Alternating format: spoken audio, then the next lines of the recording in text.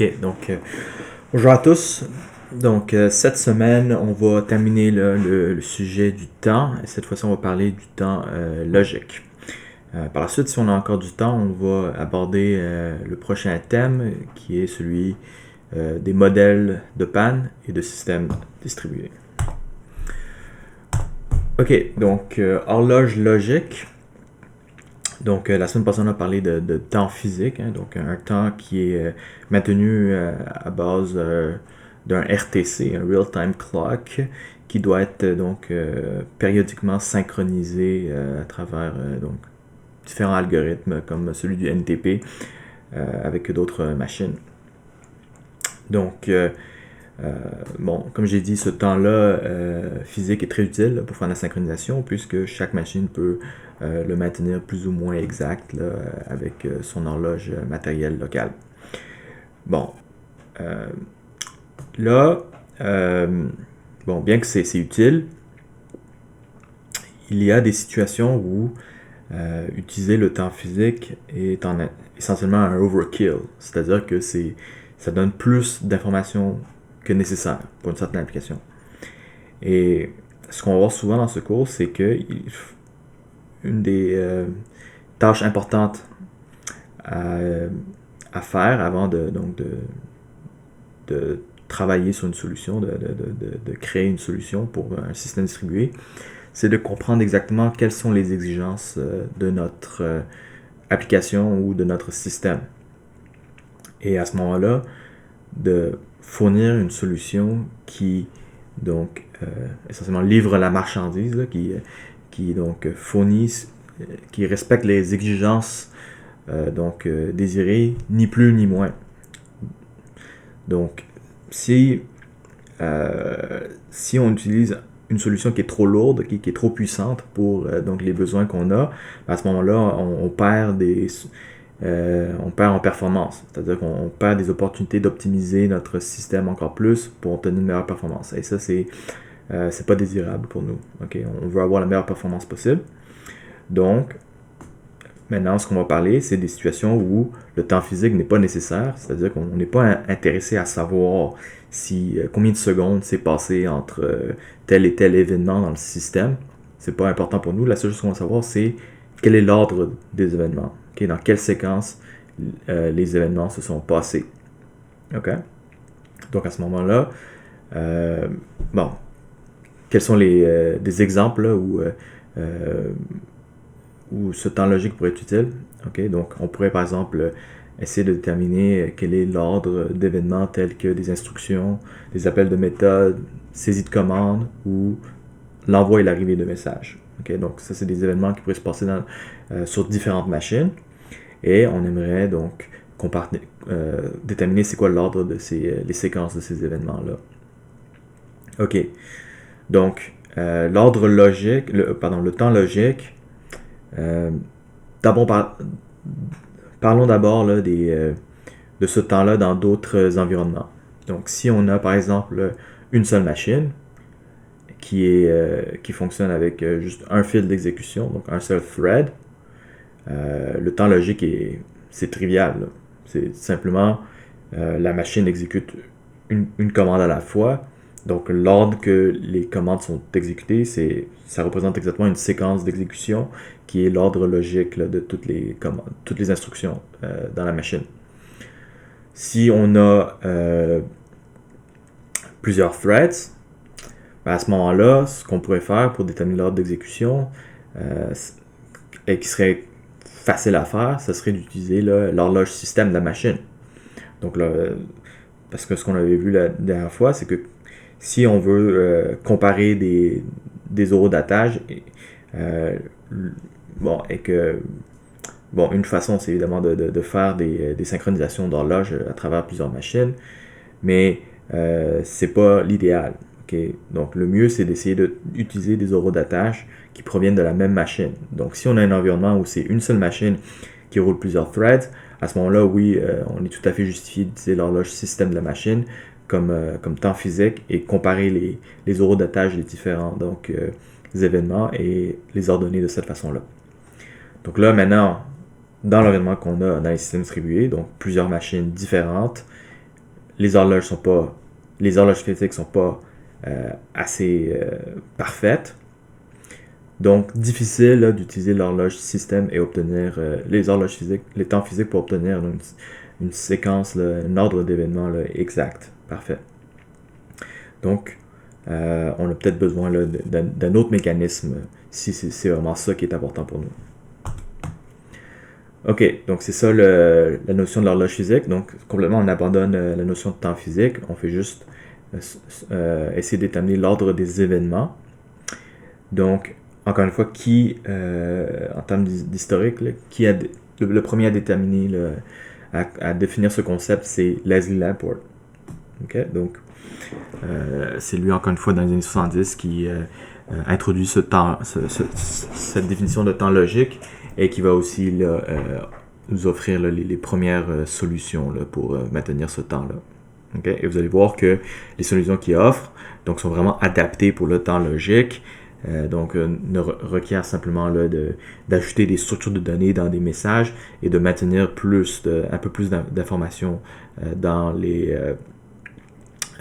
la mémoire vive des machines. Donc, aucun besoin d'avoir une horloge RTC ou quoi que ce soit pour maintenir ce temps logique. Ok, donc dans cette section-ci et dans les exercices que vous allez avoir aussi, on va souvent se fier à un diagramme de ce type-là, ce qu'on appelle un diagramme espace-temps. Donc, ce que vous voyez ici, dans ce diagramme espace-temps, ok, donc je vais ajouter le pointeur ici, pardon. Ok, donc ce que vous voyez ici, donc l'axe X, c'est essentiellement c'est le temps physique. Ok? Donc ça c'est le temps physique sur lequel les événements se passent. Chaque point ici indique un événement, donc ça pourrait être qui est pertinent pour l'application, donc ça pourrait être une instruction, c'est ça, un envoi de message, une réception de message. Et quand on a une flèche, ça indique ici que donc le point initial est un événement qui est l'envoi d'un message et le point final ici est la réception de ce message-là et la flèche donc indique les deux processus ou les deux machines qui sont impliquées dans ce message-là, donc P1 et P2. Donc P1 envoie un message M1 à P2 et donc on a deux événements B et C pour représenter ça. OK? Donc ça, c'est ce qu'on appelle le diagramme espace-temps. Et chaque ligne ici correspond donc à essentiellement le fil d'exécution pour chaque processus séparé. OK, donc qu'est-ce qu'on peut faire avec le temps logique? OK, donc connaître l'ordre des événements, OK, à quoi ça sert essentiellement? Donc pour capturer l'utilité de ce temps logique, Lamport définit une propriété qu'on appelle la causalité ou un lien causal et définit donc ce qu'on appelle la relation happens before, okay? Donc, qui permet donc de déterminer quel événement arrive avant un autre événement. Donc, c'est-à-dire que dans notre définition, quand un événement arrive avant un autre événement, on peut dire que cet événement-là a peut-être causé l'autre événement, okay? A influencé l'événement suivant. Okay? Donc, en termes de définition, donc, on dit que la relation happens before donc on écrit en termes de symbole, c'est cette flèche. Donc, on dit que s'il y a deux éléments A et B et que A donc happens before B, donc A cause B, donc on dit que A flèche B. Okay? C'est comme ça qu'on indique ça. Donc, la relation happens before, selon le diagramme d'espace-temps ici, donc a trois règles différentes qu'il faut respecter. Donc on dit que si A et B sont des éléments dans le même processus, okay, donc P1 par exemple a généré A et a généré B, et que dans ces deux processus-là, donc puisqu'ils se passent dans le même processus, à ce moment-là, on peut simplement regarder l'ordre d'exécution de ces événements-là sur le même fil d'exécution. Donc, on peut utiliser le temps réel essentiellement et comparer les deux pour savoir qui survient avant l'autre. Et si A, par exemple, a été exécuté avant B, Donc à ce moment-là, on dit que A happens before B. Deuxième règle, c'est que si A, c'est un envoi de message et B, c'est une réception de message dans un autre processus, à ce moment-là, on dit aussi que A influence B. Donc, naturellement, si A, c'est l'envoi d'un message et B, c'est la réception du même message, c'est clair que A a causé B. Okay? Donc, A est directement la cause là, de l'événement B, qui est la réception du message qui est envoyé par A. C'est impossible là, de dire que B a causé A si B, c'est la réception du message de A. OK. Et la troisième, c'est la relation de transitivité. Donc, si on dit que A a causé B et que B a causé C, donc à ce moment-là, on dit que A a indirectement, essentiellement, causé C. Donc, par transitivité, on dit que A cause C. Là, on va voir que dans les systèmes distribués, parce qu'il y a beaucoup de parallélisme, beaucoup d'événements qui se passent en parallèle et qui sont exécutés en même temps, c'est possible que des fois, il n'y a aucun lien de causalité entre deux événements. Donc à ce moment-là, ce qu'on dit, c'est que ces deux événements-là, essentiellement, ne s'influencent pas. Il n'y a pas de dépendance entre les deux. Ils auraient pu être exécutés indépendamment. Donc on dit qu'ils sont concurrents et à ce moment-là, on dénote ça avec ce symbole-là de deux bords. OK, donc ici une analogie avec un scénario physique. Donc on pourrait dire qu'on pourrait par exemple dessiner un diagramme d'espace-temps avec trois personnes différentes, Alice, Bob et Charlie. Et ici, donc, le temps réel, c'est le temps, le vrai temps. Là, disons que on est là, presque, disons, 5 heures l'après-midi. Donc, on pourrait avoir donc, plusieurs événements qui se passent en même temps. Donc, si on regarde, Alice dit « j'ai faim », ok, c'est un événement A, donc elle a cette pensée d'avoir faim. Et là, elle envoie un message, c'est-à-dire qu'elle va envoyer une question à Bob et demander à Bob « est-ce que tu veux manger du dîner ?» Donc, ça, c'est B. C'est un message parce que c'est Alice adresse Bob. Et Bob, donc, répond avec « oui », donc, point C. Et là, ici, indépendamment, on a Charlie ici qui dit « je m'ennuie », D. Et va ensuite envoyer un message à Bob pour lui demander « qu'est-ce que tu fais ?» Donc, ça pourrait être, par exemple, par téléphone ou par texto. Et Bob, ici, donc, crée un événement F. Et là, c'est intéressant de voir quelque chose avec cet événement-là. Donc, cet événement F se passe après l'événement C. Donc, selon la relation selon les définitions de happens before, C cause F. Et aussi, donc, Charlie qui envoie le message E ici, et F, c'est la réponse à la question, donc c'est la réception du message. Donc, E happens before F, donc E cause F. Donc là, on a une situation où l'événement F a deux liens de causalité. Elle est causée par le point C et le point E. Donc, ici, dans cette analogie-là, c'est clair que cette réponse ici de dire « je vais manger avec Alice », okay, c'est une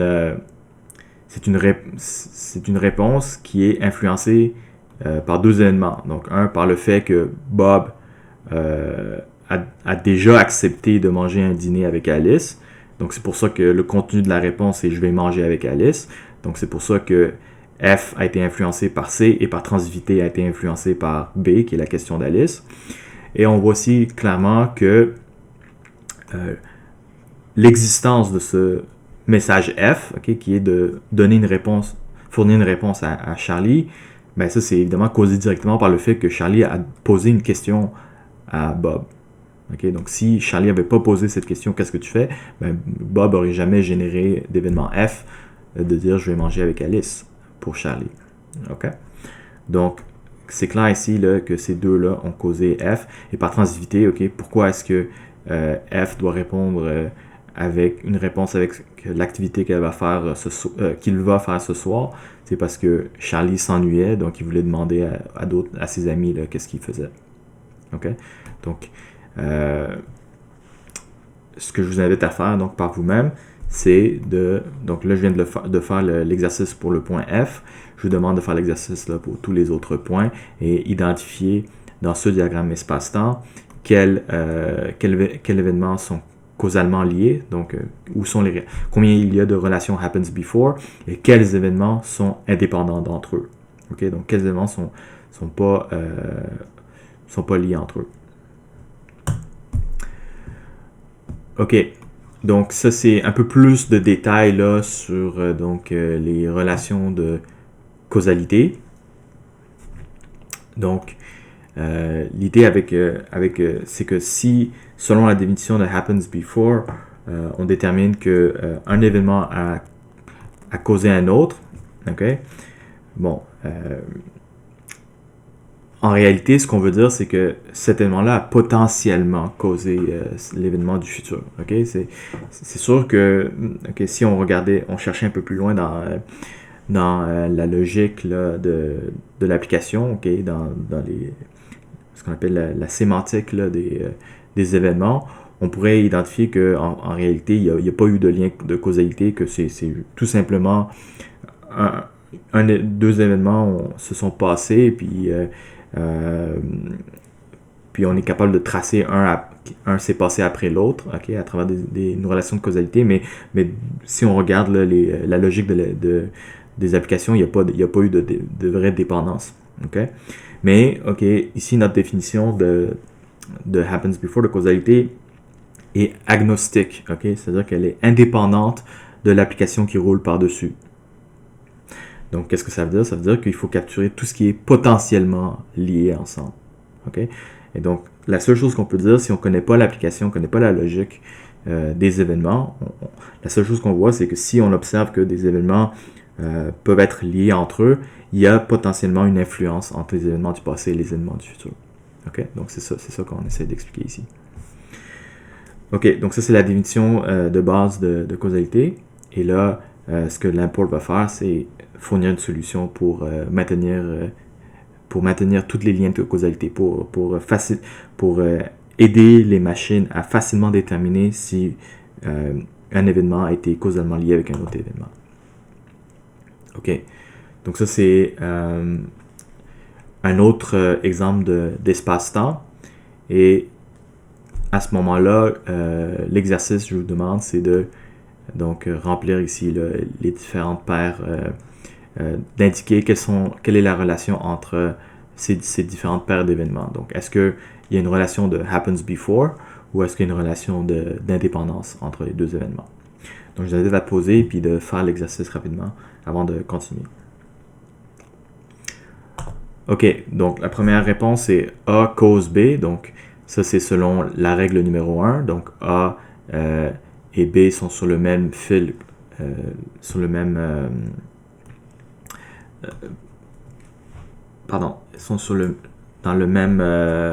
exécutés par le même processus. Et A s'est passé avant B dans le temps réel, sur le temps physique, donc sur l'axe X. Donc, A a causé B. Et encore une fois, ici, on ne sait pas c'est quoi ces événements A et B, en termes de logique d'application. Donc, la seule chose qu'on peut dire, c'est selon l'ordre des événements, il y a potentiellement une influence entre les deux, donc on capture ça avec la relation happens before. B et C ici. Donc, B et C, B c'est un envoi de message, C c'est la réception du même message. Donc, règle numéro 2, c'est causalement lié. C et D ici, donc c'est sur le même processus. Un est avant l'autre dans le temps réel, donc C cause D. A et F, donc là, A et F, on peut le faire par transitivité, donc F est causé par D, D est causé par C, C est causé par B, B est causé par A. Donc par transitivité, A cause F. Et donc sur le diagramme d'espace-temps, on devrait être capable de tracer une ligne, suivre les flèches pour se rendre à F. Donc là, E et F, donc E et F sont sur le même processus, donc règle numéro 1, E cause F, parce que E c'est passé avant F dans le temps réel, et finalement B et E sont indépendants, donc B et E ici n'ont aucun lien de causalité entre les deux, donc règle numéro 1 ne s'applique pas, ils sont pas sur le même processus. Règle numéro 2 ne s'applique pas non plus parce que B, c'est pas un envoi de message qui est reçu par E. Donc B la réception du message de B, c'est C, c'est pas E. Et il n'y a pas de transitivité entre B et E parce qu'il n'y a pas d'événement entre les deux qui permet de rejoindre les deux ensemble. Et ça, c'est le plus difficile, je dirais, de avoir, le B et le E. Parce qu'évidemment, de notre point de vue ici global, où on voit le diagramme espace-temps au complet ici, c'est clair, c'est évident là, que E s'est passé avant B. Parce que sur le temps réel, on voit clairement que ça, là, c'est avant B. Okay? Donc, selon le temps réel, selon notre connaissance parfaite là, de cet exercice, on comprend que A s'est passé en premier, après ça E, après ça c'est B. Mais, imaginez qu'on est dans un système distribué, on connaît juste, là, chaque machine voit juste ses propres événements. P1 connaît juste ça, P2 connaît juste ça, P3 connaît juste ça. Donc, du point de vue de P1, il n'y a aucune façon pour P1 de savoir qu'il y a eu un événement E qui a été exécuté par P3 ici, là, avant qu'il exécute B. C'est juste impossible de savoir. Parce qu'il n'y a eu aucun passage d'informations, de messages qui ont été envoyés qui auraient pu permettre à P1 de connaître E. Alors que ici, F, quand P3 écrit F, donc fait l'événement F, P3 aurait pu potentiellement donc recevoir des informations concernant D, C, B et A. Parce que en passant ces messages-là, donc de B à C et de D à F, les messages M1 et M2, M1 aurait pu contenir des informations sur A et B qui est relayé à P2 et P2 aurait pu relayer ces informations-là sur A, B, C et D dans M2. Donc F aurait pu avoir des informations sur A, B et C, C et D à ce moment-là. Donc c'est pour ça que c'est clair que F est causalement lié à tous ces événements-là, alors que E, il n'y a aucune façon que P3 aurait pu recevoir des informations sur quelconque événement à ce moment-là. Ok, donc ça c'est donc la caractéristique là, de causalité qu'on aimerait là, supporter. Parce que ce qu'on va voir, c'est que si les machines sont capables de déterminer les liens de causalité pour les événements qu'ils génèrent par eux-mêmes, ils vont être capables de correctement exécuter certaines logiques d'application. On va voir tout à l'heure avec un exemple de transaction bancaire, comment ça peut être utile. Donc là, maintenant, la question, c'est comment est-ce qu'on peut supporter cette relation de causalité. Et donc, la première solution qu'on va regarder, c'est l'horloge de l'import. On peut aussi appeler ça une horloge scalaire. On dit que c'est une horloge scalaire parce que c'est juste un seul chiffre qui est maintenu là, par les machines. OK? Donc, l'idée, c'est ça. Donc, chaque machine maintient une horloge scalaire, donc un seul numéro, un entier positif, commençant par exemple par une valeur de 0.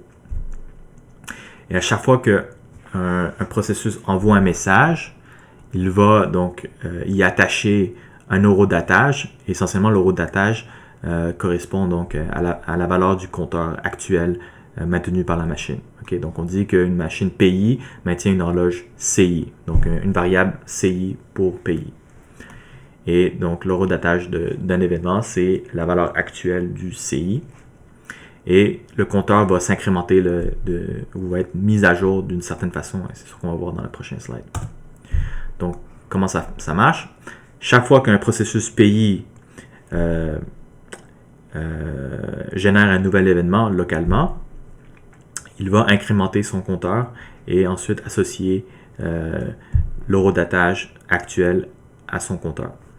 L'horodatage de l'événement à la valeur actuelle du compteur. Donc habituellement, quand on incrémente l'horloge, on incrémente par 1. Okay? Donc, mais de façon générale, ça pourrait être là, une valeur, une constante D. Par la suite, chaque fois que j'envoie un événement, j'envoie un message M à quelqu'un d'autre, j'attache dans mon message la valeur de mon horloge actuelle. Donc, non seulement je dois incrémenter parce que c'est un événement que j'ai fait dans mon processus, mais une fois que j'ai incrémenté, j'ajoute donc l'horodatage dans l'événement, dans le message lui-même. Et ça c'est la partie critique. Donc quand un processus reçoit un message avec un certain horodatage, il va comparer l'horodatage du message avec sa propre horloge, qui est son propre compteur qui est maintenu, et il va choisir le maximum des deux et l'incrémenter évidemment parce qu'un nouveau événement a été généré. Donc, Voici donc un pseudocode qui montre un peu comment le code fonctionnera, va fonctionner. Donc ici, un exemple facile. Donc, processus A maintient une horloge CA et commence avec 0, B, CB et C, CC. Et donc, au début, les trois compteurs sont à 0. Donc ça, c'est un système distribué. Donc, vous pouvez imaginer que du point de vue de chaque processus, je connais juste ma propre valeur. Je ne connais pas les valeurs des autres machines. Donc, quand j'envoie un message, j'incrémente mon compteur par 1. Et ça me donne mon premier événement. Donc, il va avoir un datage de 1. Dans le message lui-même, j'ajoute donc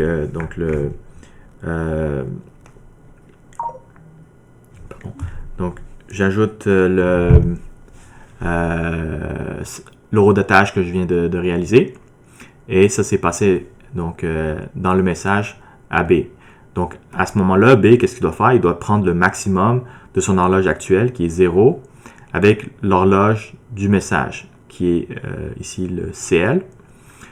Donc, s'il compare les deux, il va comparer le 1 et le 0. Il prend le max, donc c'est 1, et après ça, il fait plus 1, donc maintenant, il est rendu à 2. Donc ça, c'est le 2, c'est l'horodatage de l'événement de réception, et en plus de ça, le compteur de CB, le compteur CB de B est rendu à la valeur 2.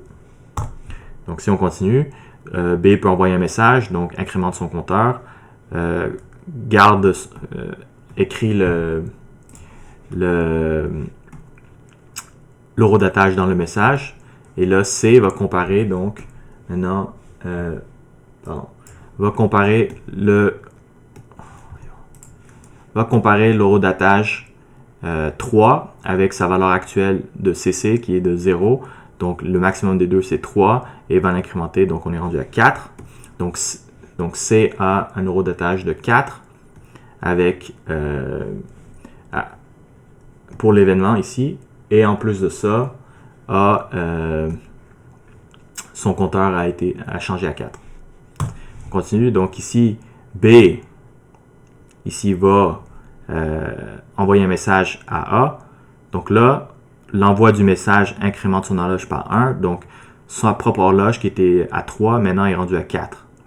Donc ça, c'est intéressant de voir que quand on utilise cet algorithme-là, c'est possible que plusieurs événements ont la même valeur. Okay? Donc, B ici à 4, C avait déjà 4. Parce que c'est très myopique. Là.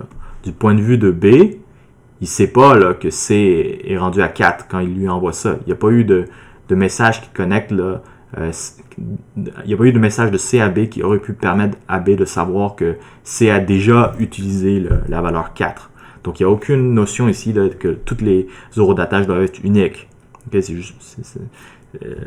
Les synchronisations se font juste quand on a des messages qui sont envoyés.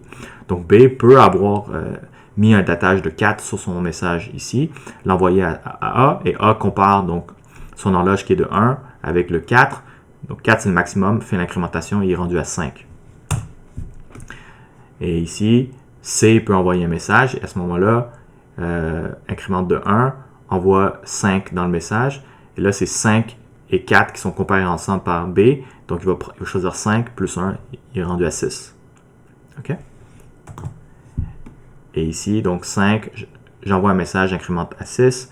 Et là, j'envoie 6 à C. Donc là, je compare. C va comparer 5 et 6, prend le max, plus 1, 7. Et ici, j'envoie un message, donc 7 est envoyé, 6 et 7 comparé par A, c'est rendu 8.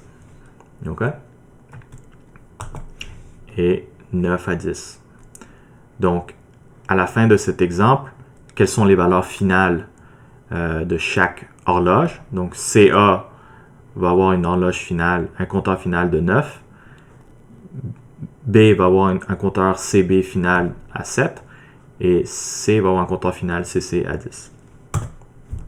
OK, donc, avec ce simple mécanisme d'horloge de l'import, on peut déjà, c'est déjà très pratique là, dans beaucoup d'applications où on a besoin de temps logique. Donc ici, je vous donne un exemple. Imaginez que j'ai un système distribué qui maintenu par une banque. Et dans ce système bancaire, j'ai deux copies là, des données. Okay? J'ai deux répliques des comptes des utilisateurs. Et là, moi, en tant qu'utilisateur, je communique tout le temps avec la réplique la plus proche de moi, okay? Sur Internet, disons. Donc, qu'est-ce qui peut se passer? Par exemple, moi, présentement, je suis ici, je suis connecté avec cette première réplique. Et là, une opération est envoyée à mon compte qui dit ajouter 1% d'intérêt donc, à la réplique. Donc, imaginez maintenant que je n'ai pas de mécanisme là, de temps logique de l'import. La seule chose que, donc à ce moment-là, quelle serait l'alternative? Peut-être utiliser le temps physique. Okay? Donc, qu'est-ce qui pourrait se passer? Moi, en tant qu'utilisateur sur ma machine, j'utilise mon horloge physique et je mets mon horodatage physique qui est présentement 11 heures en avant-midi. Et l'instruction est d'ajouter 1% d'intérêt à mon compte. Okay? Donc là, la réplique reçoit le message, mais évidemment, c'est un système distribué où on est censé maintenir les informations de façon cohérente. Donc, cette instruction-là doit être communiquée entre chaque réplique, okay? Pour que toutes les répliques connaissent toutes les instructions à appliquer. Par la suite, imaginons que ce client-là donc envoie un message à une autre machine rouge pour lui dire pour lui communiquer que j'ai envoyé par exemple j'ai effectué mon opération d'ajouter 1% d'intérêt. Et là, cette deuxième machine décide, suite à la réception du message, de déposer 1000$ dans son compte bancaire. Mais là, ici, cette machine-là, on va imaginer que la réplique bancaire la plus proche, c'est celle-ci ici. C'est la réplique numéro 2. Donc, va envoyer une instruction de déposer son compte bancaire dans son compte bancaire.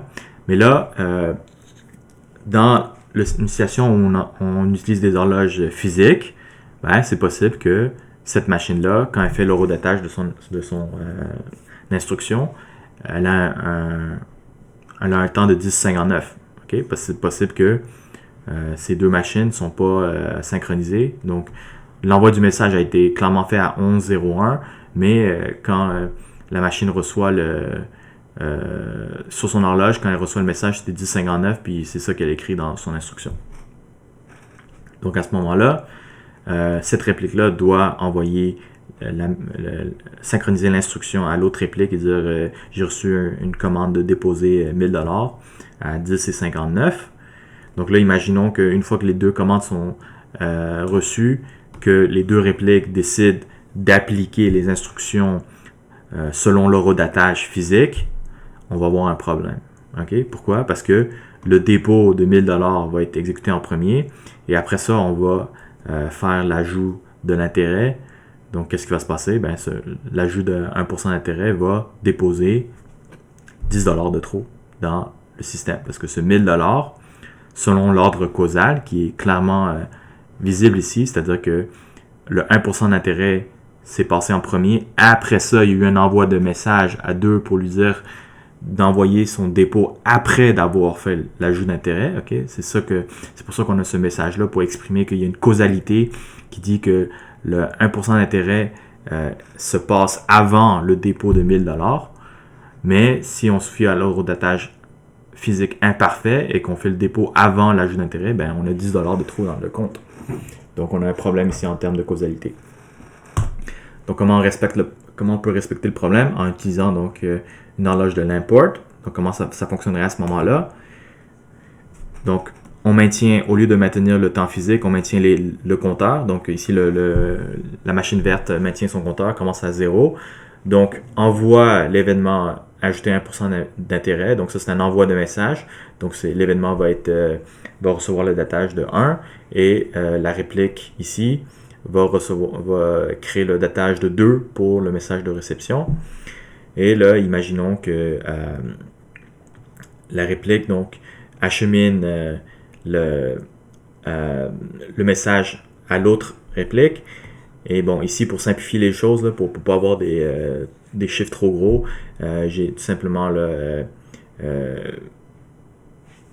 j'ai simplifié l'exemple en disant que la réplique est capable d'envoyer un message ici là, qui n'est pas horodaté, qui ne compte pas qui n'est pas considéré comme un événement réel. Donc c'est tout simplement là, acheminer l'événement numéro 2 ici de 1% d'intérêt à la réplique. Ici, j'envoie le message. Donc, envoyer le message, c'est un événement 3 ici à la machine. Et donc, ça cause un événement 4 à la machine rouge quand je reçois le message. Et quand j'envoie mon dépôt, c'est l'événement 5 qui est reçu ici, l'événement 6. Donc, quand la réplique achemine le message 6 à la réplique, maintenant, on a donc 2 commandes à traiter par chaque réplique. L'ajout d'intérêt qui est 2 et le dépôt de 1000$ qui est 6. Donc là, si on compare les horloges logiques, c'est clair que le 2 se passe avant le 6. Donc à ce moment-là, l'ordre causal est respecté. On n'a pas de problème.